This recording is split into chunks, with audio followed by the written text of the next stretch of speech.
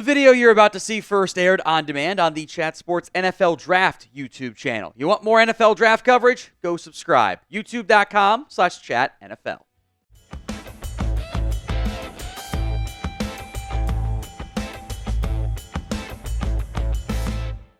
We're going to break down Dane Brugler's latest 2025 NFL Draft Big Board, his mid-season update with some pretty notable changes from what he had in his preseason version, which makes sense because this year's crop has been, let's call it interesting. Fully agree with the number one spot. That is Travis Hunter, the wide receiver / corner out of Colorado. He's the best. He's the best prospect, and it's really not that hard. Depending on who you ask, you will get different answers on if he's best at receiver, if he's best at cornerback. I think he's a better corner than he is wide receiver, but the money's at wide receiver. And also, I'd let him do both. Why not? Until he shows you he can't do it, which he hasn't done yet, maybe we don't doubt that guy. So where would you play Travis Hunter? CB, wide receiver, or both? Go vote in the comments of today's show. Number 2 is Will Johnson, who was, by the way, Dane's number 1 preseason prospect. He's been banged up. I think it's been a little, before he got hurt, it was a little bit more inconsistent, but the size, speed, the tape that has already been on film is great. I probably won't have him 2, but he's going to be an easy top 10, top 5 guy for me, so no complaints there. You've seen some growth the last couple weeks from the number 3 player on Dane's list. That is Abdul Carter, the Penn State pass rusher. He'll get Micah Parsons comparisons because he was a linebacker who is now playing edge for Penn State and wears number 11. His last couple games, 2 sacks against both Washington and Ohio State, +1 against USC. Didn't start the year super hot, 1 sack in his first 3 games, up to 8 now. Freaky athlete, needs some development, but in a not great edge rusher class in terms of like who's really emerged. Not surprised he's super high. Malaki Starks at number 4. Was a little surprised he was this early. He's only just about to turn 21 years old, though. Has the traits. I think the instincts are really good at safety as well. Safeties get devalued. He won't go as early as number 4, but that's an easy first-round grade. McMillan out of Arizona. 6'5", 210 is hilarious. I would like to see him add some more weight. He's got ball skills, tracking, body control, all of it, and is a much better after-catch guy than you would expect for someone at that size. It's a bit of a unique physical profile, but the Arizona offense is oftentimes effort McMillan down there somewhere, and that guy normally works out pretty well in the NFL. Number 6 is the running back, Ashton Jeanty, out of Boise State. He's 5'8", 217, and he has incredible contact balance. The play, regardless of competition, has been incredible this year. It'll be just like the Bijan Robinson conversation. You know he's one of the best prospects in this year's class. How early does he go, though? Number 7, another Georgia player, Jalon Walker, who is kind of an off-ball blitzing linebacker right now. And I do think utilizing him as a blitzer is how you're going to maximize him and not just have him be, a 10% blitz guy or whatever. I think if you can find teams that still run some true 3-4 outside linebacker stuff, I think that could fit pretty well. You could deploy him in some off-ball sets as well, but he should be coming for the QB because that's where he does his best work. So don't make him an off-ball linebacker only. Make sure he gets to rush the passer too. Mykel Williams' stat sheet has not had the breakout year I was hoping for, although Dane has always been very high on him, so I'm not surprised by it. It's kind of becoming a Trayvon Walker traits-based conversation, which has worked out very well this year for Jacksonville, by the way. Big frame, 6'5", 265. The athletic ability is there. The power is there. You're hoping for some statistical breakouts now that he's healthy down the stretch. Number 9, Mason Graham, the Michigan defensive lineman. I have no complaints. In fact, I might put him higher on my own board. I think he's a pretty clear top 10 player in a class that maybe doesn't have 10 true top 10 players in most classes, if that makes some sense. Does a good job playing low. The Michigan defense has not been as good because the offense sucks this year, but this is a no doubt top 15 pick. Another guy that has not had the year I was hoping for is Luther Burden out of Missouri. The quarterback play and injuries have been a big factor there. This is a running back playing receiver, and I mean that in a positive standpoint because he is dynamic as all get out after the catch. Not as good as guys like, Jamar Chase, Malik Neighbors in that regard, but once the ball's in his hands, good things tend to happen. Will Campbell, who for some people is going to be a guard, arm length is going to check in probably around 33 inches, so whether I might like him. I don't like doing the arm length thing, but I might like him more as a guard than anything else. But I think he has a good chance to go very early in a not loaded offensive line class. James Pearse Jr. out of Tennessee, who is a undersized, twitchy edge rusher, kind of like Will McDonald IV, who I also liked quite a bit out of Iowa State. He has not really been used as an every down player, though, and that will raise concerns. I'm a little surprised Colston Loveland checked in at 13. He is a good tight end, but the terrible Michigan passing offense has hurt his stock because he's a pass-catching tight end who doesn't get to be used enough as a tight end in the pass-catching game because they're bad. Derrick Harmon was the first real surprise on this list for me, the Michigan State transfer. The production doesn't pop off. The pressure rate and disruption kind of does. I was surprised Dane put him at 14.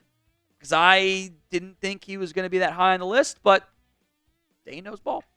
Number 15, a bit surprised to see the other Texas A&M passer, Shamar Stewart. There's a lot of good Texas A&M players this year. Stewart, not Shamar Turner, Shamar Stewart. There's 2 Shamars on this team. Check in at number 15. He moves really well. Doesn't look like that's 290, and also has just stupid length in a good way. First quarterback is number 16. It is Cam Ward. He is a gunslinger. He is not going to be for everyone. If you want your guy to play on time, it's not Cam Ward. He is going to hold the ball and make some awesome stuff happen and sometimes do some bad stuff. You saw it against Georgia Tech. You saw the upside and the downside. People will have him as quarterback 1 or as low as like quarterback 3 or 4. So who do you think is the best quarterback in the 2025 NFL Draft? Let me know in the comments section of today's show. Nick Scorton, number 17 here, who I get some Tank Lawrence vibes here. I have him over Shamar Stewart. I would like to see him shed a little bit of weight, be more efficient as a pass rusher. He is also super, super young. Number 18, Calvin Banks. Again, this is a guard tackle conversation here. I actually liked more of him than what I've seen from Will Campbell this year. There are times when he gets beat bad, but he hasn't gotten beat that much this year. Maybe the scheme protects him some. Tyler Williams out of Ohio State. This is probably one of your better run-stopping defensive tackles this year. And you've actually got back-to-back defensive tackles on this list. Walter Nolan, who is a little bit too streaky for me, but has shown the flashes of the 5-star recruit, number 1 recruit, etc. And a class that has some pretty good depth in terms of late round 1, mid round 1, day 2 along the defensive line. Nolan does stand out. Siobhan Ravel, torn ACL, kind of puts his draft grade in limbo a little bit. But the height, weight, speed is there. The production is there. I think he goes round 1, provided the ACL recovery goes in the direction it needs to go. Number 22 is Jalen Milroe. Big guy, run fast with strong arm. Those guys get drafted pretty early, and by big I mean he's like 225 at 6'1", so he's got good frame to himself there. Dynamic playmaker who, if you let him use his legs, can absolutely work in the NFL. You just need to have growth as a passer. Shedeur Sanders, number 23 on this list. I like him. In fact, I would probably have him as my QB1 right now. He's tough. He's very accurate. He's got good ball placement. He holds up well against pressure, but he doesn't always manage the pocket the right way and tends to hold the ball a little bit longer than I'd like behind the shaky offensive line. Doesn't have an elite arm, but has flash ability to move around the pocket there. The biggest thing for Shedeur, beyond maybe adding some more weight to his rather thin frame, NFL teams are going to grill him hard about, hey, you threw your offensive line under the bus. You've made some comments about old teammates negatively. Making sure you can be the leader in the locker room always matters so much for quarterbacks. That will be reminded ad nauseum this draft process. JT, Tui, Maloau. I don't love him at 24. Against Penn State, he always looks like a superstar player for the most part. I actually could maybe argue the other Ohio State player is better. He might top out as like a number 3, number 2 edge in the NFL, which is fine. Is that worthy of a first-round pick? I'm not so sure. Today's show is made possible by PrizePicks. It is the best place to get real money sports action. With over 10 million members and billions of dollars in awarded winnings, PrizePicks has made daily fantasy sports accessible to all. You pick more or less on at least 2 players for a shot to win up to 100 times your cash. You can do the flex play, which I always like on PrizePicks. It means if you get a pick wrong, it still comes out on top. You can still hit that successfully. Go to prizepicks.com/CLNS and use code CLNS to get $50 instantly once you play your first $5 lineup. That $50 is guaranteed, by the way. You don't have to win. Just got to play your first $5 lineup like this one. More than Mahomes passing yards, less than Josh Allen yards on the ground. One of many options you can certainly do. Once you play that first $5 lineup, you get the $50 instantly.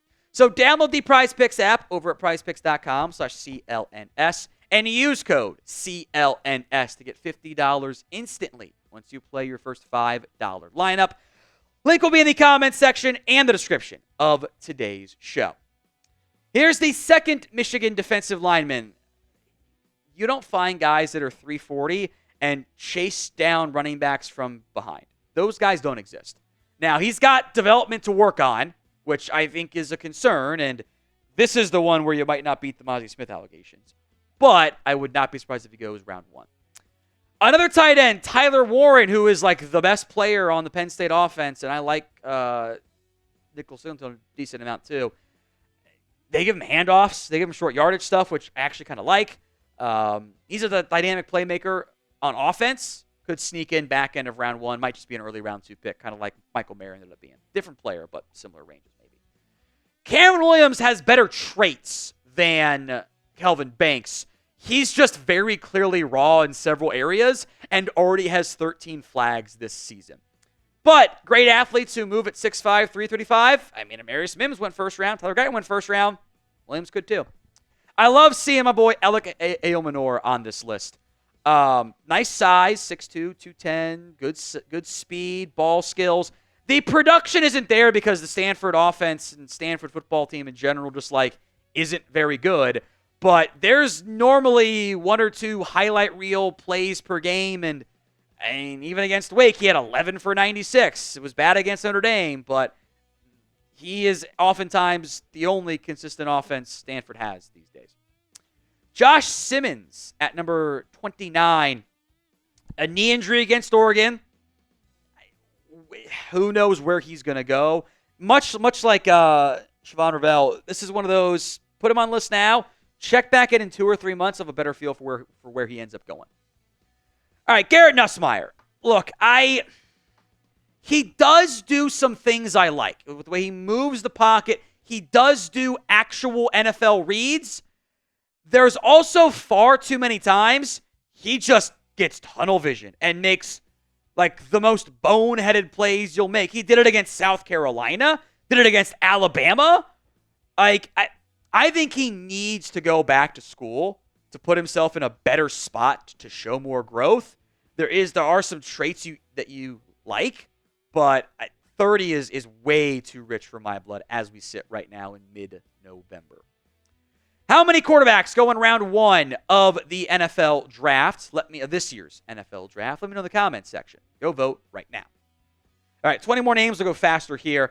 Landon Jackson is a little upright, a little stiff, but good size, good frame. He's actually close to the 6'5", 270, by the way. Don't get taken back too much there.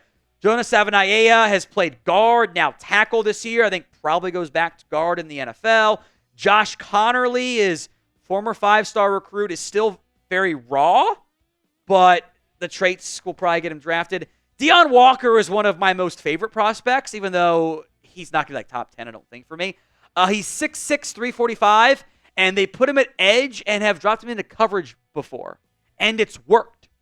That doesn't exist. Now, he plays like he's 6'6" defensive tackle, though.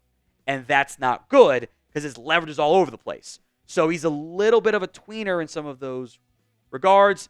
Emeka Egbuka is just a reliable NFL wide receiver. He's a good route runner. He'll be a good receiver, too, for somebody. Evan Stewart is, not producing the way I would like to yet, but he's got the speed. The talent is certainly there. The class is a little thin at times, and this might be a little bit too much of a push-up as far as I'm concerned. I'll be honest, I have not watched any of Mike Green this year beyond, he leads the NFL or leads the FBS in sacks. So very much on my list. He's only a redshirt sophomore.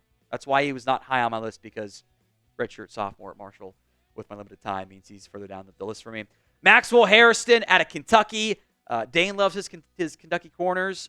Only played in a couple of games this season, so his exact stock a little bit murky right now. And then a pair of backs, Caleb Johnson, who is averaging 7.1 yards per carry. Love what he's done so far this year. And UNC is bad, but Marion Hampton is also putting up 130 yards per game. Both of those backs in round 2, you'd probably feel really good about landing. Now, if you want free NFL YouTube videos and NFL draft, free agency, everything else in between, hit that sub button right now, youtube.com/chatsportstv. Nick Amanwari, freaky height, weight, speed, safety prospect, and could hit a little bit as well. Wyatt Millam might be a guard in the NFL, but he hasn't gotten beat very much at West Virginia. Jack Sawyer, again, is probably more of a number 2, number 3 pass rusher, but he's physical and can help set the edge. Tyler Booker has, despite some injuries, I think battled pretty well this year, and he's incredibly powerful. By the way, first Bama guy we mentioned on this list. How about that? Isaiah Bond, I actually think could go a lot earlier than this. He is an explosive athlete at wide receiver. NFL teams love speed. Just needs some consistency. Ariante Ursary out of Minnesota. Again, a giant human being here. For a lot of guys in general on this list, the lack of consistency has been a little frustrating. I think Ursary fits that mold. I will not lie to you guys. I have not watched any North Dakota State stuff this year. So Gray Zabel, or Zabel, however you pronounce it, I'm going to trust Dane on there. I do like what I've seen from Kyle Kennard. He's actually having a really good season for South Carolina. That defense has played pretty well. Mason Taylor, the third tight end here, who's kind of a jack of all trades. I don't know if he plays tight end in the NFL. He's like 6'5", 225. Like that's kind of thin for a tight end. Maybe you just make him a giant slot and kind of give him some H-back stuff even too. And then number 50, Jihad Campbell, not Deontay Lawson, as the highest rated linebacker out of Alabama here.